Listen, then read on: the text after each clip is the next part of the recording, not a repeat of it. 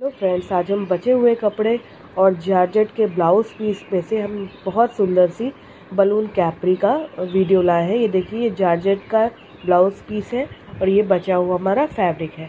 इससे हम बलून कैप्री बनाने वाले हैं। तो सबसे पहले मेन फैब्रिक को हमने 4 फोल्ड कर रखा है। ये देखिए, इसे किस तरह से 4 फोल्ड किया है वो देखिए। एक बार हमने इसे इस तरह से फोल्ड किया और फिर ऐसे फोल्ड कर लिया है, जिससे इसकी जो किनारी है वो एक ही तरफ आ रही है। अब हमें इसमें मार्किंग करनी है। हमें सिर्फ 2 चीज़ें चाहिए है। लंबाई हमें 13 इंच चाहिए, तो हमने यहाँ 15 इंच रखी है। और जो भी हमारी सरकमफेरेंस हो हिप की, उसका 3rd पार्ट हमने यहाँ लिया है, तो 11 इंच लिया है। हमें 10.5 चाहिए था, थोड़ा लूजिंग भी दी है हमने।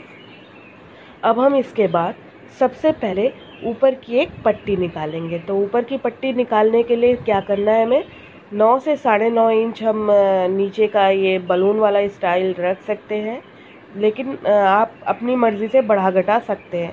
हम यहाँ 9.5 पे ऊपर नीचे से ऊपर की तरफ एक निशान लगा रहे हैं। हम इतने ही हिस्से में बलून स्टाइल बनाएंगे। तो हमने यहाँ सीधी लाइन खींच दी और हम ऊपर के पीस को अलग कर देंगे काट के।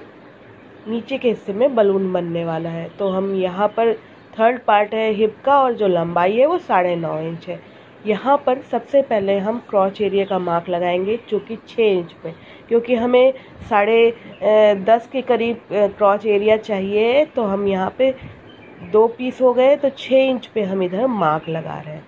और इधर से हम 2 इंच पे यूँ मार्क कर देंगे। ऐसे हमने 2 इंच पे मार्क करना है। ये क्रॉच एरिया है। ये आप 1.5 इंच भी अगर छोटे बच्चे का बना रहे तो ले सकते हैं। तो इस तरह से इधर से भी मिला लिया, ये एक रेक्टेंगल बन गया। इधर से हम फिर से 2 इंच का मार्क लगा के यहाँ पे इस तरह से क्रॉच ड्रॉ कर देंगे। नीचे से आपको जो भी पहचे की माप रखनी है वो ले लीजिए। हम यहाँ थोड़ा ढीला ही रखने वाले हैं, तो जो हम यहाँ यूज़ कर रहे हैं वो 9.5 इंच इधर से मार्क कर रहे हैं, और फिर 9.5 इंच के मार्क को इस तरह से यहाँ मिला दिया। अब हम इसकी कटिंग कर लेंगे। तो ये हमारे बेस फैब्रिक की कटिंग हो गई है नीचे के हिस्से की। इसके बाद जो ऊपर की पट्टी है उसे भी हम इसी चौड़ाई का, यानी 2 इंच की पट्टी जैसे इधर साइड से कटी है क्रॉच के लिए, वैसे ही हम इधर आपको दिखा देते हैं। हम यहाँ 1.25 इंच का इस तरह मोड़ने वाले हैं लास्टिक के लिए। और टोटल यहाँ पे लेंथ हमारी 13-13.5 इंच रह जाएगी। तो वो काफ़ी है जितनी हमें चाहिए थी। यहाँ 2 इंच की यूँ मार्क लगा लेते हैं, क्योंकि हमें ये कपड़ा बाद में आपस में जोड़ना है। तो इसे 2 इंच की मार्क लगा के कट कर देते हैं ऊपर के पीस को भी।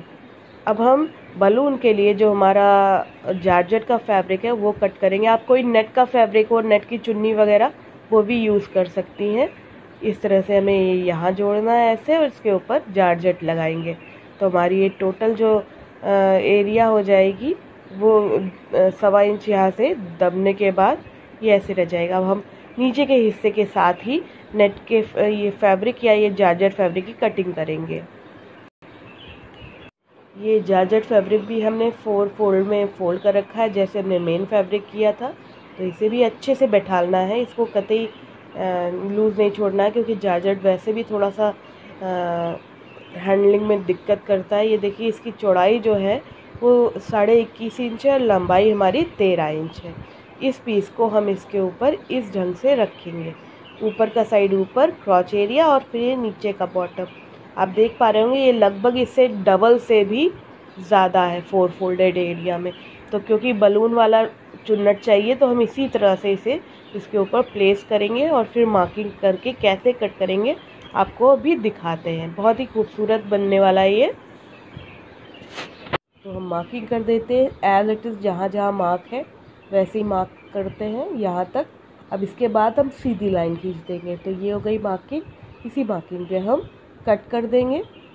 थोड़ा सा एडजस्ट कर ले, बराबर होना चाहिए सारा पीस। तो ये इस तरह से ही चारों पर्दे पकड़ के हम इसे बराबर कर देंगे और यहाँ पे इसे कट कर लेंगे। इसके बाद ये दोनों हमारे पीस आपस में जुड़े हैं, उनको हम ऊपर से काट के अलग कर देंगे, जिससे 2 हमारे पहचे अलग अलग हो जाएंगे। तो चलिए हम ये ऊपर से भी काट देते हैं। ये इस तरह से 2 पीस बन गई है। इसे अलग कर देते हैं। ऊपर के जो हिस्सा है वो भी 2 जुड़ा है, उसको भी काट के अलग कर देते हैं। ये ऐसे और ये ऐसे सेट होगा। स्टिचिंग की तरफ चलते हैं तो सबसे पहले जो हमारा ये जारजेट फैब्रिक है, इसमें हम बड़े नंबर की सिलाई ऊपर और नीचे दोनों तरफ देंगे। यहाँ और यहाँ दोनों तरफ बड़े नंबर की सिलाई देंगे। बड़े नंबर की सिलाई दे दी है जिससे कि गैदरिंग हो पाए। तो हम यहाँ पर एक धागा पकड़ लेंगे, 2 धागे दिखते हैं उसमें से एक पकड़ा और खींचते जाएंगे। आप चाहे तो कच्ची सिलाई करके भी इस तरह से ये चुन्नट बना सकती हैं, लेकिन हमने यहाँ गैदरिंग के लिए जो भी मशीन की सबसे बड़े नंबर की सिलाई थी वो ले ली थी और उसको इस तरह से बाद में एक धागा खींच के गैदरिंग बनाते रहे। बहुत तेज़ नहीं खींचेगा, नहीं तो ये टूट जाएगा धागा।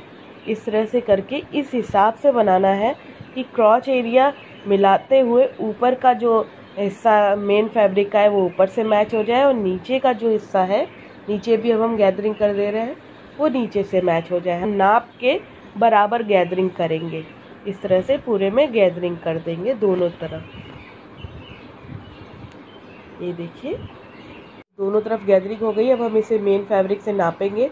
तो क्रॉच एरिया मिलाते हुए ये देखना है कि ये बराबर है कि नहीं। ये नीचे से नाप लिया, फिर क्रॉच देखा, ये क्रॉच ये है और इसका क्रॉच ये है, दोनों को मैच करते हुए ऊपर से भी बराबर नाप लेंगे। दोनों बराबर होने चाहिए। तो हमने नाप लिया है, ये बराबर है। तो सबसे पहले ऊपर का जो हिस्सा है वहाँ पर हम नीचे वाला नहीं, एक पल्ला हम पहले अलग कर ले रहे हैं। सीधा फैब्रिक होना चाहिए। अगर आप प्रिंटेड फैब्रिक ले रहे हैं तो सीधा फैब्रिक लीजिए और उसके ऊपर सीधी ही ये गैदर्ड हिस्सा रखिए और ऊपर का यहाँ पे हिस्सा रखते हुए एक सीधी सिलाई मार लीजिए।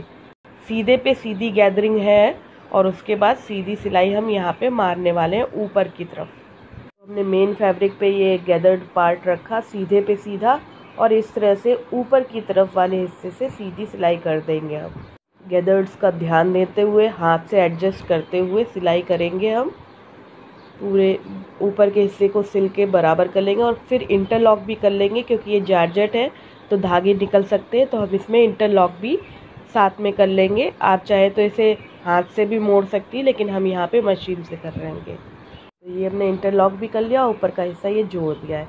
अब हम इसे पलटेंगे। देखिए ये हमने इस तरह से पलटा है। जारजेट फैब्रिक को उल्टी तरफ ले आए। ये देखिए उल्टी सिलाई है। उल्टी तरफ ला के नीचे के तरफ वाले हिस्से से जोड़ना है। ये देखिए नीचे के हिस्से पे हमने गैदरिंग रखी। ये देखिए इस तरह से उल्टा फोल्ड किया है। इस तरह से अगर हम देखें तो हमारा मेन फैब्रिक भी इधर उल्टा हो गया है और हमारी ये जो गैदर्ड पीस है ये भी उल्टा दिख रहा है ऊपर से। अब हम इसे नीचे की तरफ भी जोड़ लेंगे और दोनों ही पहचे हम इसी तरह से रेडी कर लेंगे। हमने उल्टे फैब्रिक पे उल्टा गैदर्ड पीस रखा था और इस तरह से सीधी सिलाई देते जा रहे हैं। हम हाथ से थोड़ी बहुत गैदर्स को अरेंज कर देंगे जिससे पूरे में अच्छे से गैदरिंग हो। लास्ट तक इसी तरह सिलना है,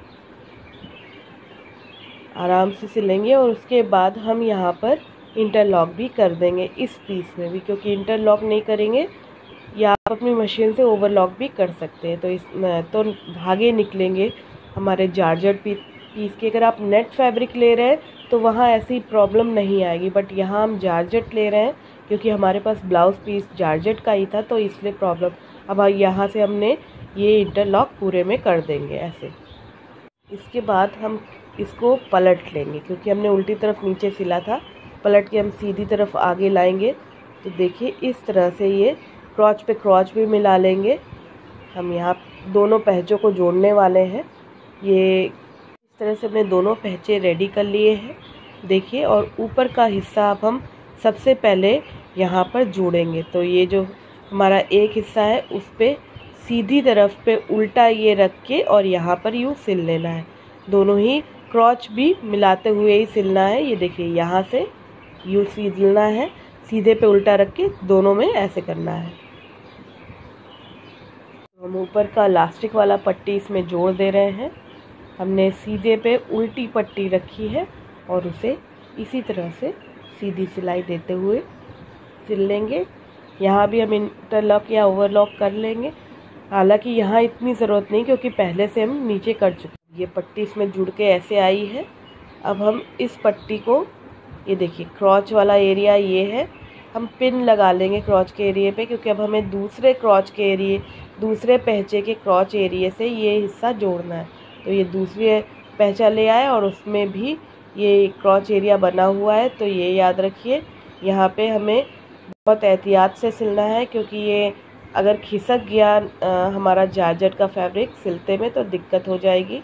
तो हम पिन की मदद लेते हैं। आप चाहे तो पहले कच्ची सिलाई कर लीजिए, बाद में जोड़िएगा। तो हम यहाँ पे पिन तो लगा ही चुके हैं, अब हम यहाँ पे इसे रखेंगे। सबसे पहले ऊपर से जोड़ेंगे, हम यहाँ ऊपर से जोड़ते हुए जाएंगे और ये बीच की सिलाई जो दोनों हिस्सों की है वो मैच कर लेंगे। देखिए मैच होनी चाहिए, फिर यहाँ पर यूँ सिलते जाएंगे। अभी हमारा ये जॉर्जेट फिसल ना जाए, इसलिए हम बीच बीच में भी पिन लगा लेंगे। दोनों में अलग अलग लगाएंगे, यानी एक पल्ले में अलग पिन लगाएंगे, दूसरे पल्ले में अलग। ये देखिए एक पन्ने का जॉर्जेट पे और मेन फैब्रिक पे अलग लगा लिया, दूसरे पल्ले के पे अलग पिन लगा लिया। इस तरह से ये खिसकेगा नहीं और नीचे तक ऐसे सिलेंगे। क्रॉच की पूरी सिलाई के बाद ये इस तरह से दिखेगी। देखिए अपने तिरछाई सिल लिया है और उसके बाद हम दोनों तरफ सिल चुके हैं, यानी दोनों पैचे आपस में जुड़ गए हैं। पलट के दिखाते हैं कि कुछ ऐसा लुक आ रहा है। अब हम क्या करेंगे, जो नीचे की सिलाई है, यानी दोनों पैचों के बीच की जो ये सिलाई होती है, ये अब हम करेंगे। यहाँ भी हम सिलाई पे सिलाई जो क्रॉच की थी वो बैठालते हुए और एंड तक पूरा जॉर्जेट का पीस ज़्यादा बड़ा होता है तो वो डबल फोल्ड रहेगा और उसको इस तरह से हम पिन की मदद से अटैच कर देंगे, जिससे ये फिसले ना सिलते में। ये नीचे तक हम पिन लगा देंगे और यहाँ पर भी जॉर्जेट का खास ध्यान रखना है कि वो सिलते टाइम निकल ना जाए फिसल के। तो इस तरह पूरे में हम पहले ही पिन लगा के फिर ये हिस्सा सिलेंगे। यहाँ पे भी हम इंटरलॉक कर देंगे, नहीं तो ये भी खुल सकता है। तो पूरे में ऐसे हमें सिलाई करके इंटरलॉक करना है। पिन या कच्ची सिलाई पहले ज़रूर कर लीजिए, नहीं तो फिसल जाएगा। अब ये सिलेंगे यहाँ से यहाँ तक। तो हम पूरे दोनों पहचों को बीचों बीच से सिल लेते हैं। यहाँ लॉक करते हुए सिलेंगे और फिर इसको जैसे हमने पिन लगाई है तो कोई दिक्कत नहीं आने वाली है। ये सिलते जाएंगे और बाद में इंटरलॉक भी कर लेंगे। इस तरह से लगभग ये हमारा 85% तक रेडी। बस ऊपर नेफा मोड़ के इलास्टिक डालनी पड़ेगी। तो ये ऐसे रेडी है।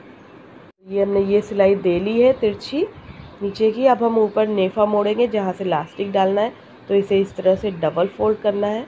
डबल फोल्ड करके हम इसे सिलेंगे। बीच में कुछ एरिया छोड़ देंगे जिससे हम इलास्टिक डाल सकें।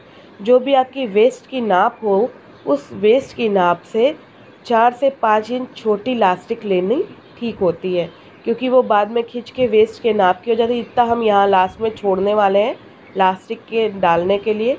तो हम इस तरह से गोलाई में सिलेंगे और एंड में थोड़ा सा छोड़ देंगे और वहाँ लॉक भी कर देंगे जिससे वो खुल ना जाए। तो इस तरह से गोलाई में सिलना है। इलास्टिक बाद में डाल के दिखा। पूरी गोलाई में हमने सिल लिया है। एंड में इतना हम छोड़ देंगे इलास्टिक के लिए। ये हमने लॉक किया और छोड़ दिया। अब हम कट करके इसे अलग कर लेंगे। ये हमारा फाइनल लुक। यहाँ से हम इलास्टिक डालने वाले हैं। इलास्टिक वेस्ट साइज से 4 से 5 इंच छोटी लेनी है। सीधा करके इस तरह से बलून स्टाइल आ रहा है। अगर आपको मेरा ये ट्यूटोरियल अच्छा लगा हो तो इसे वीडियो को ज़रूर लाइक और शेयर कीजिएगा, और चैनल पे नए हैं तो सब्सक्राइब बटन दबा के बेल आइकन ज़रूर दबाइएगा। अब हम आपको इलास्टिक डाल के दिखाते हैं। इलास्टिक डालने के बाद इस तरह से बलून कैप्री रेडी है।